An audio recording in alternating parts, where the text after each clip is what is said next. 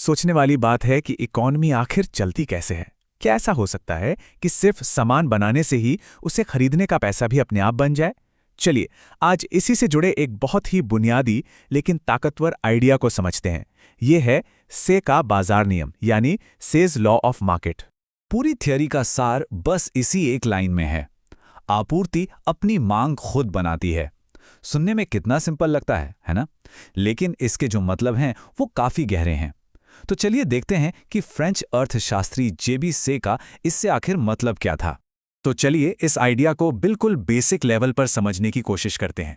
इसका मतलब ये है कि जब कोई चीज़, कोई भी प्रोडक्ट या सर्विस प्रोड्यूस की जाती है, तो उसको बनाने का प्रोसेस ही दूसरी चीज़ों को खरीदने की पावर यानी इनकम पैदा कर देता है। सोचकर देखिए, एक फैक्ट्री में कार बन रही है, तो उसको बनाने में जो इंजीनियर्स लगे, जो वर्कर्स काम कर रहे हैं, जो सप्लायर्स सामान दे रहे हैं, उन सबको पैसा मिलता है, सैलरी मिलती है। अब यही पैसा मार्केट में जाकर दूसरी चीज़ों की डिमांड बन जाता है। मतलब एक कार के प्रोडक्शन ने ही कपड़ों, घर के सामान और न जाने कितनी चीज़ों की मांग पैदा कर दी। ठीक है, तो ये आइडिया तो समझ में आ रहा है, पर यह साइकिल आखिर काम कैसे करता है? कैसे सप्लाई से डिमांड पैदा होती है? चलिए देखते हैं। ये पूरा सिस्टम ना एक सिंपल 3 स्टेप प्रोसेस में चलता है। पहले आता है प्रोडक्शन, यानी कुछ बनाना। फिर उस प्रोडक्शन से पैदा होती है इनकम, चाहे वो सैलरी हो, बिजनेस का प्रॉफिट हो या जमीन का किराया। और फिर आखिर में यही इनकम इस्तेमाल होती है डिमांड के लिए, यानी लोग इस पैसे से चीजें खरीदते हैं। तो देखा, प्रोडक्शन से इनकम और इनकम से डिमांड, एक सीधा साधा सर्कल। इसको एक छोटा सा एग्जाम्पल लेकर समझते हैं, एक किसान का। अब देखिए, किसान जो गेहूं उगाता है वो सारा का सारा अपने लिए तो नहीं रखता ना, वो उसे बेचता है। अब उस फसल को बेचने से जो पैसा उसके हाथ में आता है, उसी पैसे से वो जाकर अपने लिए, अपने परिवार के लिए कपड़े खरीदता है, जूते खरीदता है। तो इसका मतलब क्या हुआ? उसके गेहूं के प्रोडक्शन ने एक जुलाहे और एक मोची के काम के लिए डिमांड पैदा कर दी। इस तरह से इकोनॉमी में हर प्रोड्यूसर किसी दूसरे प्रोड्यूसर का कस्टमर बन जाता है। तो ये तो हुई एक किसान की बात, लेकिन जब हम इसी आइडिया को जूम आउट करके पूरी इकोनॉमी पर देखते हैं, तब क्या तस्वीर सामने आती है? तो इस थ्योरी के हिसाब से पूरी इकोनॉमी एक परफेक्टली क्लोज सर्कल की तरह है। मतलब जितनी वैल्यू का प्रोडक्शन हुआ, आगे जाकर उतनी ही वैल्यू की इनकम बनी, और फिर वो पूरी की पूरी इनकम खर्च हो गई। इस सिस्टम में कुछ भी लीक नहीं होता। जितना अंदर आया उतना ही बाहर गया। कोई पैसा सिस्टम से बाहर जाकर बैठ नहीं जाता। लेकिन यहां एक लेकिन है। ये सब ना एक परफेक्ट आइडियल दुनिया में ही काम करता है। इस थ्योरी के काम करने के लिए कुछ शर्तें हैं, कुछ मान्यताएं। जैसे कि मार्केट में पूर्ण प्रतियोगिता हो, मतलब किसी एक कंपनी की मोनोपोली ना हो।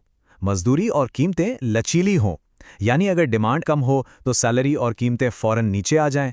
और सबसे जरूरी, सरकार का कोई हस्तक्षेप ना हो। अब हम सब जानते हैं कि असल दुनिया में ये शर्तें हमेशा तो पूरी नहीं होती, और बस यहीं से इस थ्योरी की सीमाएं शुरू हो जाती हैं। पर सोचिए, अगर ये सारी आदर्श शर्तें पूरी हो जाएं, तो इसका नतीजा क्या होगा? नतीजा है इकोनॉमी में हमेशा पूर्ण रोजगार रहेगा। मतलब बड़े पैमाने पर बेरोजगारी हो ही नहीं सकती। ये एक बहुत बड़ा दावा है।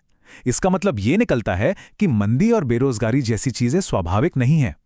ये तभी होती हैं जब इस परफेक्ट मार्केट के सिस्टम में कोई ना कोई गड़बड़ हो। सुनने में तो सब बहुत अच्छा लगता है, एक सेल्फ करेक्टिंग इकोनॉमी जिसे किसी की जरूरत नहीं। लेकिन क्या असली दुनिया इतनी सीधी साधी है?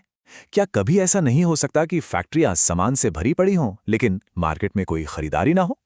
तो सवाल यही उठता है, क्या सामान्य मंदी यानी पूरी इकोनॉमी में डिमांड की आम कमी सच में असंभव है? क्या ये वाकई नामुमकिन है कि प्रोडक्शन तो हो, पर उसको खरीदने के लिए काफी डिमांड ही ना हो? और बस इसी एक सवाल ने अर्थशास्त्र की पूरी सोच को बदल कर रख दिया। एंट्री हुई जॉन मेनार्ड कीन्स की। 1930 की महामंदी को देखते हुए कीन्स ने कहा, हाँ बिल्कुल हो सकता है। उनका तर्क सिंपल था, लोग अपनी सारी कमाई हमेशा खर्च नहीं करते, वो बचत भी करते हैं। और अगर वो बचत यानी सेविंग्स वापस इन्वेस्टमेंट के रूप में इकोनॉमी में ना आए, मानिए लोगों में डर का माहौल है, कंपनियां इन्वेस्ट नहीं करना चाहती, तो वो पैसा उस सर्कुलर फ्लो से लीक हो जाता है। और जैसे ही पैसा लीक हुआ, टोटल डिमांड गिर जाती है। नतीजा, कंपनियां प्रोडक्शन कम कर देती हैं और लोगों को नौकरी से निकालने लगती हैं, यानी बेरोजगारी। तो यहां दो अलग अलग सोच के बीच का आमना सामना है। से के लिए सप्लाई ही राजा है, जबकि कीन्स ने कहा नहीं, डिमांड राजा है। से मानते थे कि इकोनॉमी एक सेल्फ करेक्टिंग मशीन है जो अपने आप ठीक हो जाती है। कीन्स ने बताया कि बचत की लीकेज इस मशीन को जाम कर सकती है।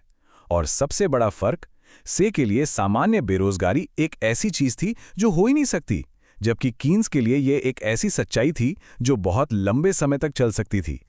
तो ये जो बहस है ना, ये सिर्फ पुरानी किताबों की बात नहीं है। इसका असर आज भी इस बात पर पड़ता है कि दुनिया भर की सरकारें अपने इकोनॉमी को कैसे चलाती हैं। से और कीन्स के बीच की ये लड़ाई आज की मॉडर्न आर्थिक नीतियों की बुनियाद है। जब भी सरकार टैक्स कट करती है ताकि कंपनियां ज्यादा प्रोडक्शन करें, तो वो असल में सप्लाई साइड इकोनॉमिक्स यानी से की सोच पर चल रही होती हैं।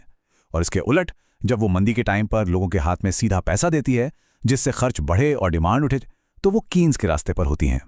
तो आखिर में हम उसी बुनियादी सवाल पर आकर खड़े हो जाते हैं, इकोनॉमी के लिए बेहतर क्या है? मुक्त बाजार जिसे अपने हाल पर छोड़ दिया जाए, ये मानकर कि वो खुद को ठीक कर लेगा, या फिर सरकार का हस्तक्षेप जो बिगड़ते हालात में आकर सब संभाले? इस सवाल का कोई एक आसान जवाब नहीं है, और शायद यही बात अर्थशास्त्र को इतना दिलचस्प बनाती है।